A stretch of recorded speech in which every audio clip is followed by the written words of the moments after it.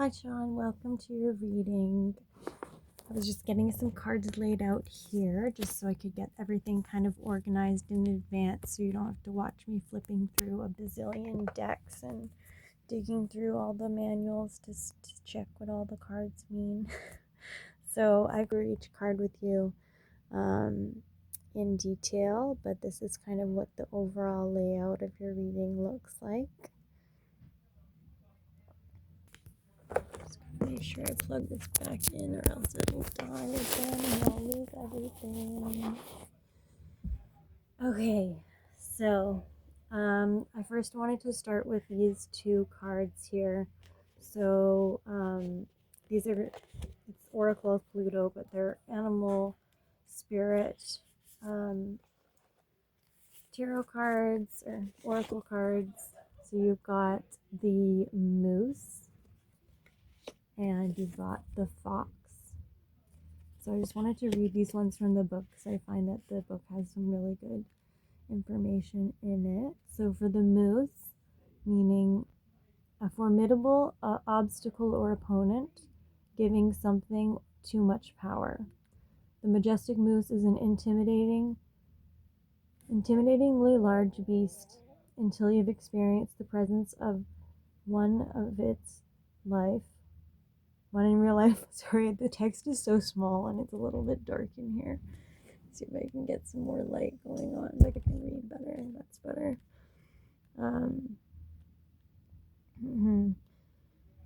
Once you see a moose in real life, their mammoth size is truly unforgettable. If the moose card appears in your reading, something in your life feels just as large and intimidating as this creature. Whatever this obstacle is, a person, a situation, a problem that needs to be solved, it seems insurmountable and has left you feeling paralyzed and small in comparison. As formidable as the situation may feel, be careful not to give anything too much power or importance. Remember that perception is everything, and the dead end is often worse than the deed. The dread is often worse than the deed. It's quite possible that, in fact, the anxiety this situation has caused has enabled the things to cast a larger shadow than it deserves. The longer you avoid it, the bigger it becomes. Take action. And then for the fox, if I can find the fox in here. It doesn't have the best little menu. It's kind of hard to find stuff in here, so just give me 1 second. The fox, where's the fox? There it is, 66.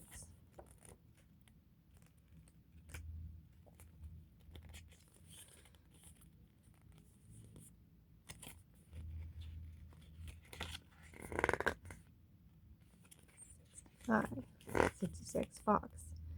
Meaning, trickster energy, sly, slippery, elusive, clever.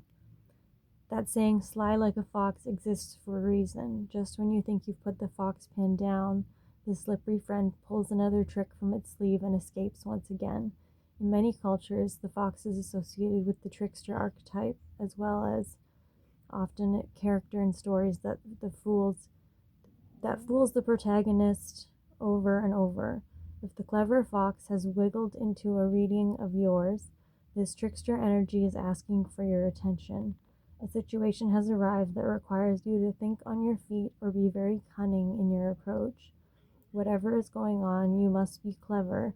When we are in the theater of the trickster, everyone is wearing a mask, including you. Clarity may feel elusive, just out of reach no matter what you do. And certainly there is drama. Be very smart about your next move and consider the image your mask is presenting. So, some obstacles right off the bat between the moose and the fox. So we're facing a large obstacle with the moose, and then the fox is more of like a slippery, unknown little character that we don't really know what we're dealing with, but you have to have your wits about you with him.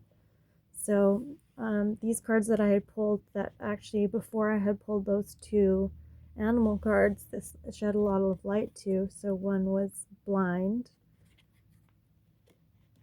and the other was shadow. So there's a lot going on in the shadow here that we are a bit blind to. We can't quite see what's going on. We don't know exactly what this whole trickster energy is about, who to trust, who is somebody that we need to kind of keep a closer eye on. Maybe it's more clear for you where these roles lie, but just from the reading itself, it's kind of saying, we're at a bit of a disadvantage in terms of like knowledge of what's really going on behind closed doors, and what the intentions are of these characters going on in this story here. I can also see that you've been working away at something very diligently for a while.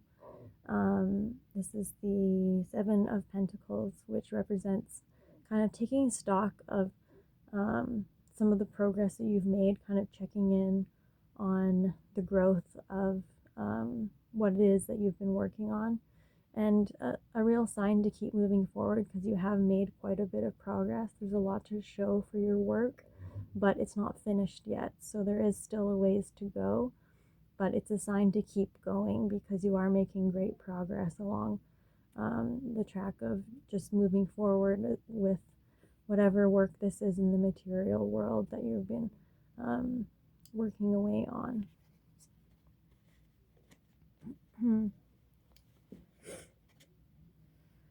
Now,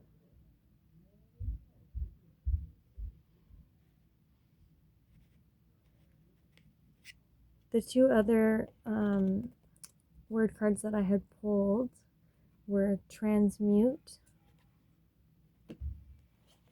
and playful.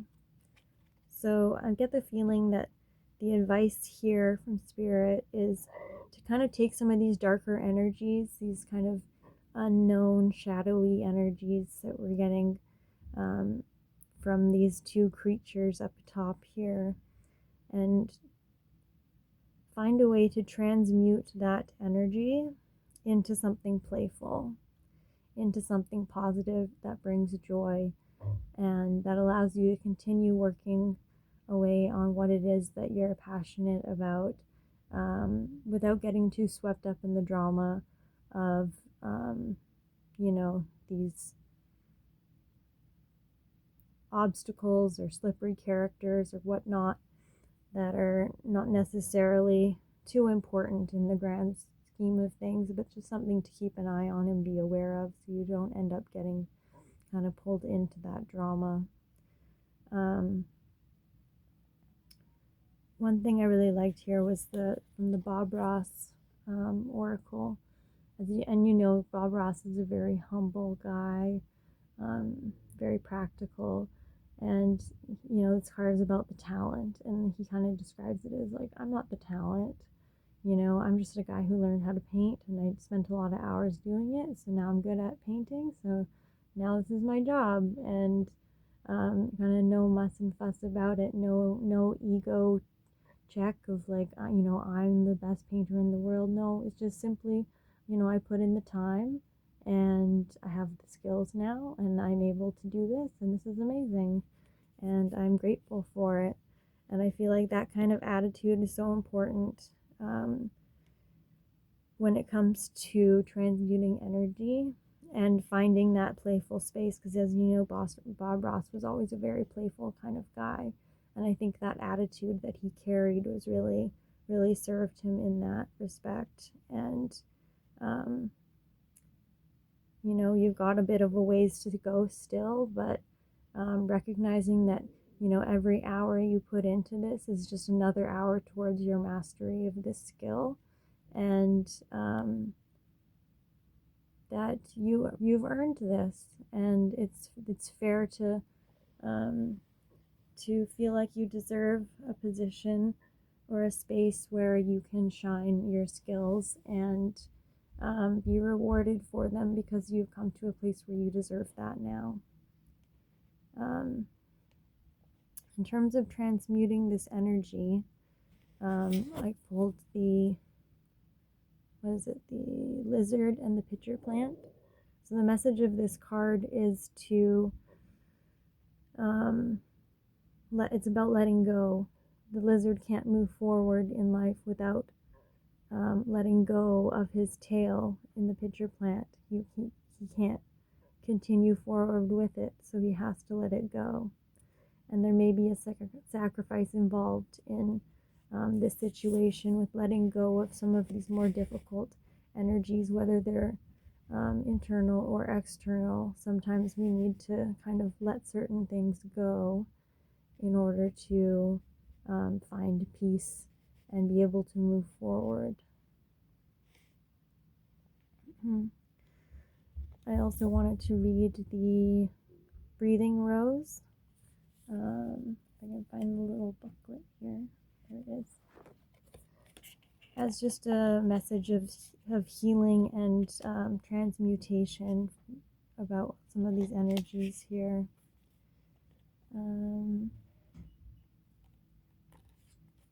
The Breathing Rose, number 99.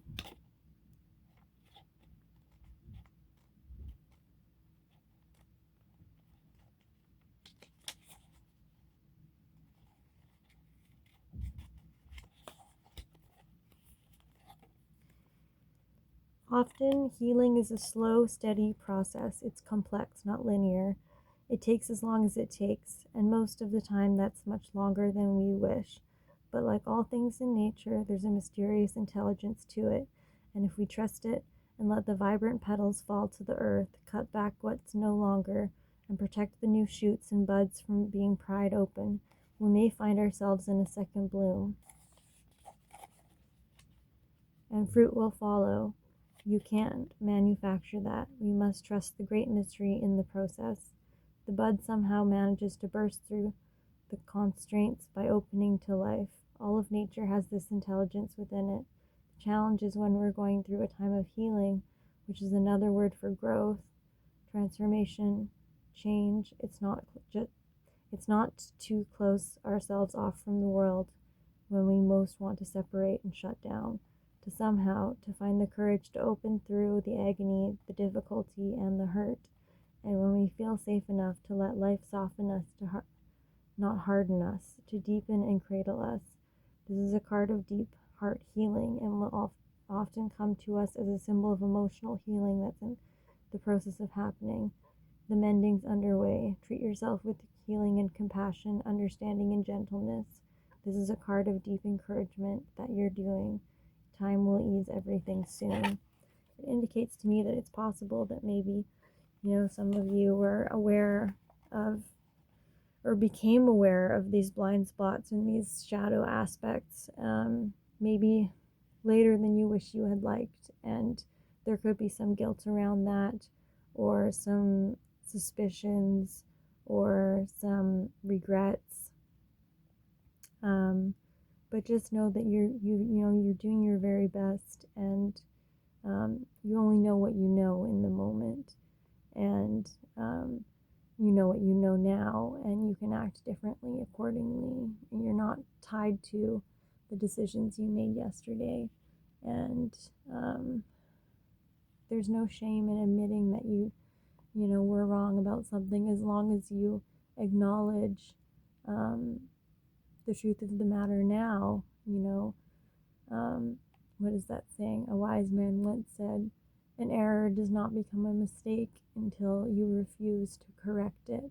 So don't worry so much about getting things right on the first try, and just work to make sure that you are doing your best every day to try and uphold your values, and do the best job you can for yourself and for your loved ones. Okay, so also we have the strength card coming up, because it does take a great deal of strength to let something go, like the lizard's tail. It's not easy to let something go. It's one of the hardest things in life to be able to let go. And so strength is a huge part of this. And that's kind of where transmutation and alchemy begins, is with strength and the fortitude to really want to change and to be willing to make sacrifices in order to do that. So I'll just read about the alchemy card as well. as this is kind of the crux of the issue here today of what we're trying to learn about. It's never too late to find joy and never too late to heal. The magical alchemy of life is present in each breath. Every moment can be a portal to experience the magnificence of our essence as souls. Our wounds are the fertile ground from which our wholeness and deep compassion grow. Like riding a Ferris wheel, we cycle through time and space, each round offering a new perspective as time passes and a new angle on ourselves and our life experiences. This card reminds us that magic is a shift in perception. Magic doesn't come and go. It is always here, around, and within us. We simply must clear the fog on the lens with which we look upon the world to see with clarity and awe. Inner alchemy is the process of transforming chaos and pain into contentment and wisdom. And that's really the goal here, to transmute this into something playful. And the bloom, final card I'll read here, and then we'll move on.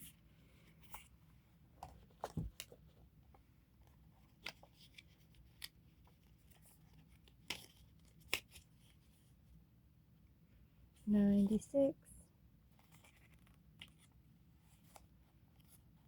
Creations realized, right time, celebrate. This card is all about reaping the reward for what you've created. Dreams manifested into matter. It's a confirmation that you're currently in the bloom phase of your cycle of growth, or that you're about to be. The bloom is when we're at our fullest. The sun is shining, things are bountiful, and we're at our most expansive. The deep roots of our dreams have been realized. We're blooming. We've made it to where we belong to be. We are very visible and out in the world. Life is adventurous, energetic, positive, and good. This card comes with a message to embrace and enjoy this moment. Celebrate what you've created. Enjoy what has come to you. Revel in it. Bask in the beauty. Drink in the nectar. Be nourished by the sweet scent of what now in the physical. Enjoy the harvest. Stop and smell the roses of your life. Life is still cyclical, and the bloom won't be at its fullest forever. Your work through the seasons of your life has brought you to this point. Don't take the bloom for granted. Enjoy it while it's here. But don't hold on for it for too long either. Let it be what it is in its fullest, and when the time comes to return the petals to the earth, and you'll know when that is, do that too. So I feel like this is a premonition of kind of what's to come. Should all go well in this alchemization process, and kind of shedding light on some of the shadow and blindness, and learning how to transmute that into a more joyful, playful energy. The bloom is kind of the energy that's kind of the output of all of that. And then to support that with the tarot, we have the Eight of Pentacles, which is a card of mastery, a card of working very hard at something for a very long time and achieving true mastery in your craft. And, as just like with Bob Ross here, he's put in his hours, he's put in his time, he's worked very hard, he's got his passion, and he's achieved this Eight of Pentacles energy that will allow him to be very successful. We also have the Nine of Cups, which is a card of wish fulfillment, of satisfaction, of finally getting what you want and being satisfied with the outcome. So that's a very clear message that good omens are on the horizon here. And then we have the Emperor, who is kind of the boss man of the tarot. The Emperor is very self-assured. He's his own boss. He's doing his own thing. He doesn't care what anyone else thinks. He has a lot of power and a lot of swag in himself. And you don't come to this energy without having to have, taken your power back and used it for good, and used it for a common good to